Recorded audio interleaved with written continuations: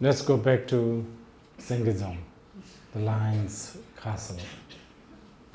Some of the path of the pilgrimage is quite scary, very scary. After doing it, I have actually wondered how I survived.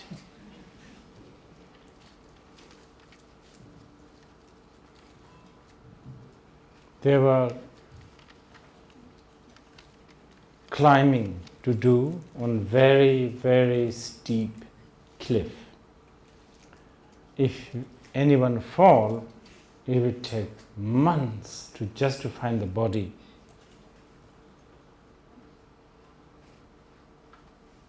There is a special cave where Yeshe Tsogyal is supposedly stayed most of her time there.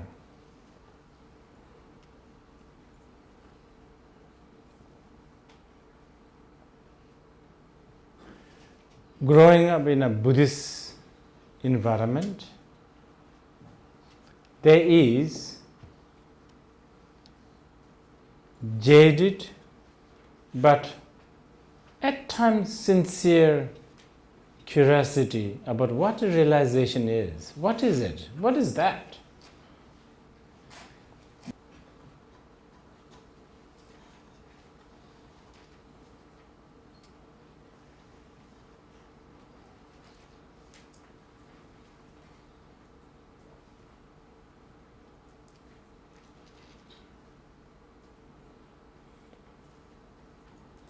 Imagining that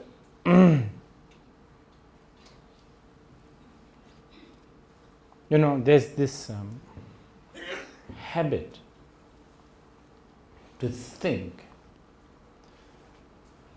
once you have reached the final realization, everything is going to be okay. But I actually don't know what that means. What do you mean by everything is going to be okay?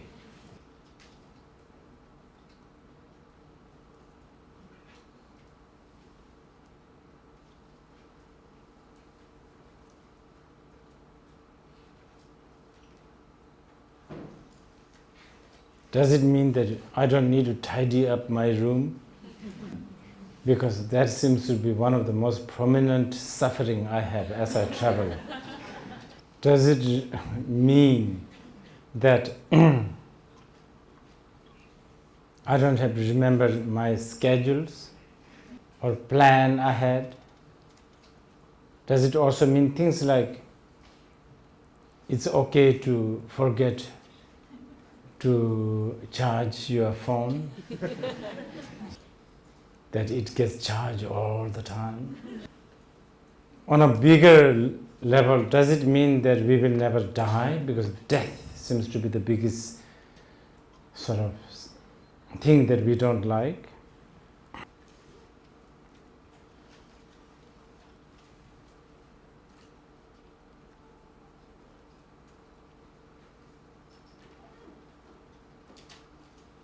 On a more subtle level, does realization mean that we won't have any uncertainty? But if everything is certain, will I even enjoy that? Because I know what's next anyway. There's no surprise, and therefore there's no excitement.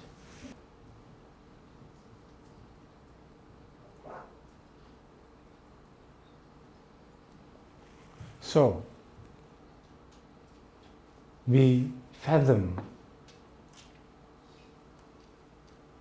what happened to Princess Yeshe Tsogyal after she realized. Most ideal is if we could meet her and talk to her, which according to the Tantric masters, my gurus, it is very, very, very possible. It is in fact more easy than doing a laundry. But because I'm bound by notion that she is already gone, because I'm bound by this very narrow mind of time. I guess I don't have that trust, the innocent baby kind of trust. So will be kind of difficult. But if we put some effort, we can understand a glimpse of what went on after her realization through her words and teachings that are left out of her compassion. I don't even remember all the details. For instance, in one case, when she dozed off, probably like a nap as short as of 30 seconds. During those few moments, she traveled into some of the most strangest land that she has never ever been in her life. She has been in places where there are beings who eat only human heart. Traveled through the land where people have 2 or 3 heads. Went through the land where she had to participate some of the most, like shocking things.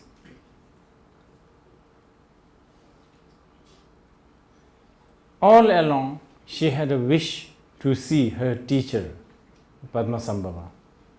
After all this hardship of going through these experiences, she then again saw Padmasambhava. We are still talking within that few moments. And when she talked to Padmasambhava, how much hardship and the time that she had to endure all this, Padmasambhava said, all of this that has happened was, all along she was looking at him. All of those, she was just looking at him. So it's almost like the response from Padmasambhava is like, he doesn't know what she is talking about. This occasion out of many alone gives us a glimpse of the glimpse or the taste of what happens after realization. Now don't think that realization must mean tripping, drug tripping. This indicates that the rigidity of time and space has stopped. If the rigidity of time and space stops, or maybe stop is not the right way, it doesn't function as how it is functioning now, then I think even for me, in my good days, I will want one. Because playing game in this endless space and time is what we have. How exhausting it is. We played this so much. Our grandparents have played that. Ancestors have played that. And look where we are now. It is still the same struggle. Still a lot of stress, still a lot of anxiety. And unnecessarily we create pressure and we invite that pressure upon us. For instance, like when I look at that young girl sitting right in front of me, and when I hear there's a new brand of lipsticks. It is going to be her pleasure. The world is just not kind.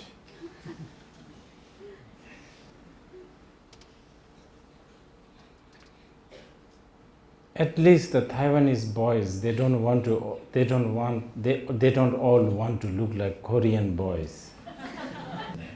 You'll be surprised, in Bhutan, in the most remotest Himalayan kingdom, many young boys want to look like Korean boys. Finally, when I went to Korea last year, it's not that interesting because they all look same. And this is what I mean. The games that we play, we want to be different, yet we want to be in the trend, which means we want to be similar. So much conflict. And then, because of all that, our taste becomes shallow. Our style becomes so boring. We become victim of all the franchised phenomena. So,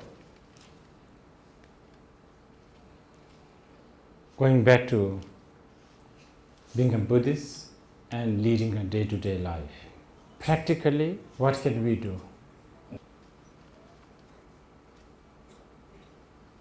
There's one thing. We do a lot of things, but one thing we don't do enough is contemplation. So, self-contemplation is important. That one, you can do it while you are chopping onion, while you are washing your underwear. And when you are good at it, when you are having the heated conversation with your wife or a husband or whatever, when you are good at it, you can insert that self-contemplation as you throw everything. When you are beginning to know that, how to insert the self-contemplation as you throw the plates, you will be amused. You will be amused to yourself, and you will be amused to just the phenomena of quarreling, just the quarreling. It's so amusing that we actually quarrel. It is amusing that we quarrel. Even more amusing, the subject matter of quarreling. You will feel like recording them and transcribing them and put it into family treasure. And then, I think we begin to learn how to take things in a manner of not big deal. And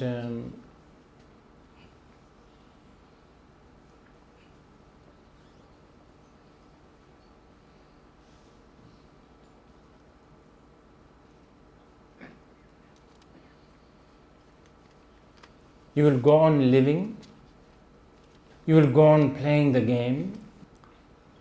You will go on even pretending that you are caught by the game. But because you know its futility,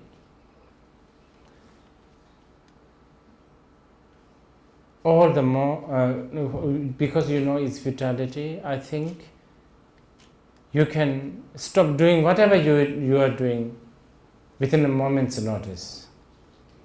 And in fact, that makes your living very full and rich. You will then realize being together with your friend or a family is a temporary thing. And I think, like a cherry blossom, it is beautiful because it's temporary. You will appreciate our life because of its temporariness. I have nothing much to say.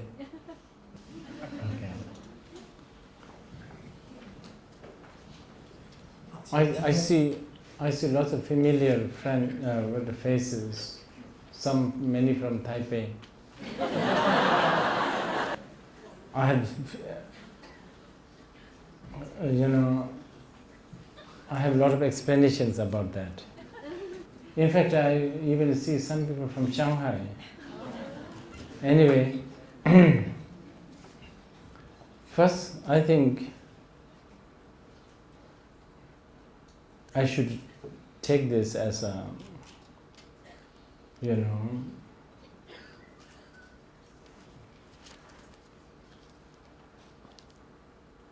sign of glory of Buddha Dharma. One word of Buddha is worthwhile, I guess.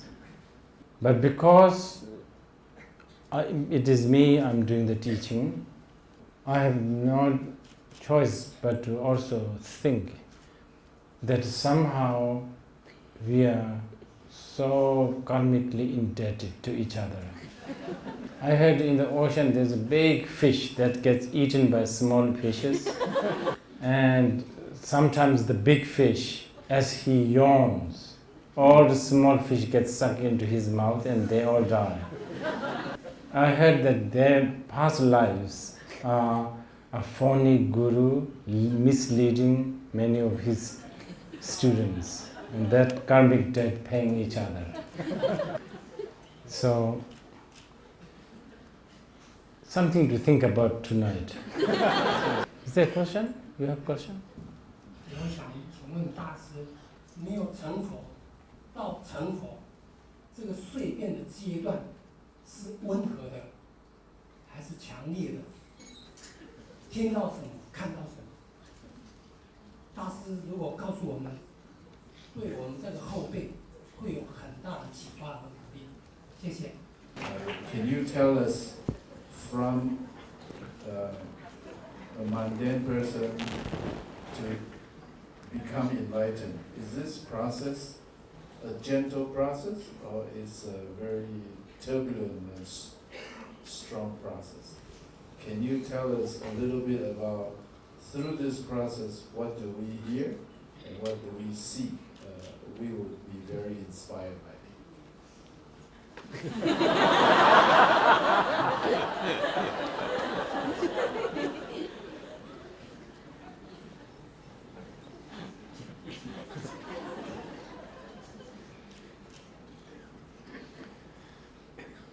The second part one again. The second part. First line is a gentle study. Mm-hmm. Second line is through the process, what do we hear, what do we see? Okay.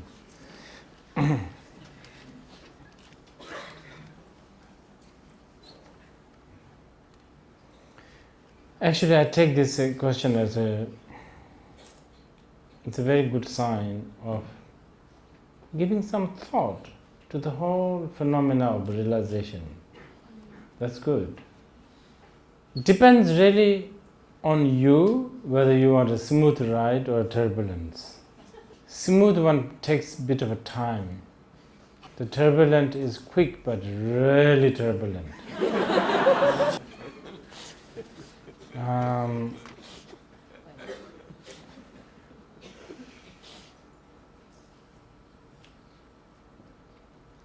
Both has its sort of pros and cons, so to speak.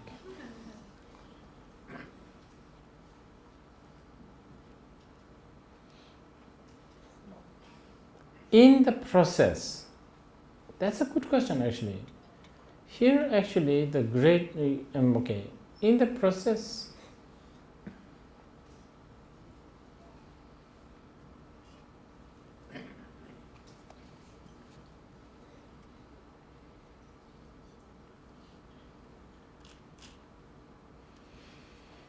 it will be similar to the closest example I can give you is the last stage of alcoholic effect. As you are about, you are so drunk, right? So now the power of alcohol is diminishing. So then you kind of know you have been doing all sorts of crazy things because of alcohol. So that kind of experience. When you are drunk, you are completely absent-minded, you undress in the public, all that. And when the effect of alcohol is diminishing, then suddenly you have awareness. But the effect of the alcohol is still there. When you are looking for the clothes, you will have little difficulty finding it. But at least you have this sense that you should dress. Okay, I should give you a classic answer for this. Buddha said, the size of the sky and the size of the palm will be one. Handful of a dust and a kilo of gold will be same. The value, etc. 请问一下仁波切，为何你独推崇这个止观打坐？还有，我想请问，仁波切可以在止观打坐这个问题上做更深入的开示吗？感恩。仁波切 you promote Zigandasa. Can you speak more deeply about this issue? Okay. Actually, it's related to the contemplation I was talking earlier. In order to bring the contemplation or the awareness, we apply different kinds of discipline. More likely to bring the awareness, at the same time browsing through the web, cooking an egg, reading a book, more likely you have less chance to have that contemplation or the awareness. I mean, you have much less chance to have that. So, the discipline of just sitting somehow eliminates all of that, which gives you much more, which the contemplation or the awareness, mindfulness is bring forth. However long you are just sitting, during that time you are eliminating a lot. For the beginners, initially, even as you are sitting, you could be planning your house, you could be counting money, all of that, but at least your body is intact. So that's already quite good. Okay, so I think this is a brief sort of reconnecting to this city, since this city is actually the first ever city I have came when I first came to Taiwan. I have noticed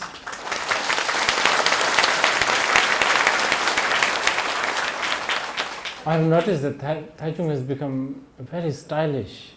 I guess it is a good thing, but I kind of miss the old funky Taichung kind of atmosphere.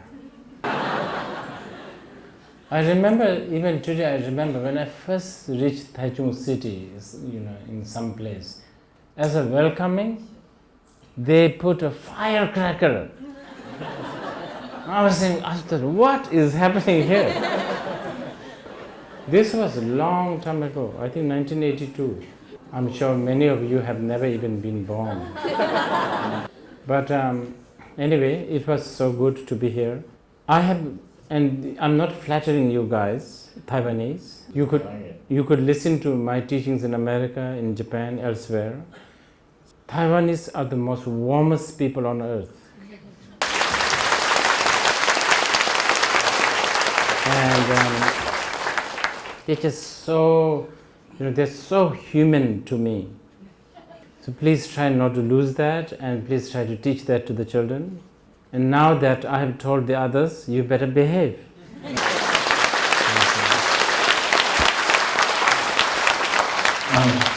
谢谢大家。那各位贵宾、各位参与的师兄们，很感谢今天大家的参与。那我想在这边代表大家跟仁波切说几句感谢的话。Dear Rinpoche, on behalf of Paramucha Centers and all of us here tonight, thank you so much for coming here and blessing us by sharing these profound wisdom teachings. It is truly an honor to have this opportunity to host your first in 30 years, First, public speech in Taichung. It has been a memorable event that surpassed all of our expectations and even greater. Actually, looking at the crowd, I feel that I'm in some kind of rock and roll concert, like Red Hot Chili Peppers or something. And in fact, it was so wonderful that I think all of us are actually already wishing for more. Therefore, Rinpoche, we have no choice but to insist that you come back again to visit us, maybe to give us another teaching, hopefully no later than next year. 刚刚我提议仁波切能够尽快的有机会再来到台中，所以再来一次让仁波切感受到我们的热情。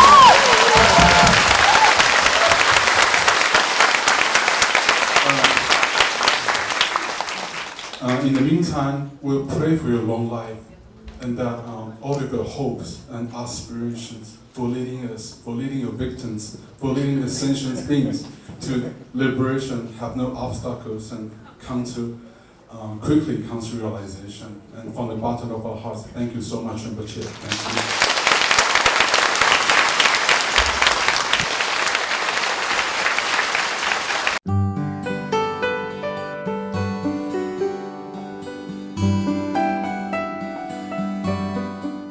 扎西德雷博士扎仁波切，我们承办一个网络电视台。我希望对世界各地的佛弟子们永远护持网络电视台，大家扎西德。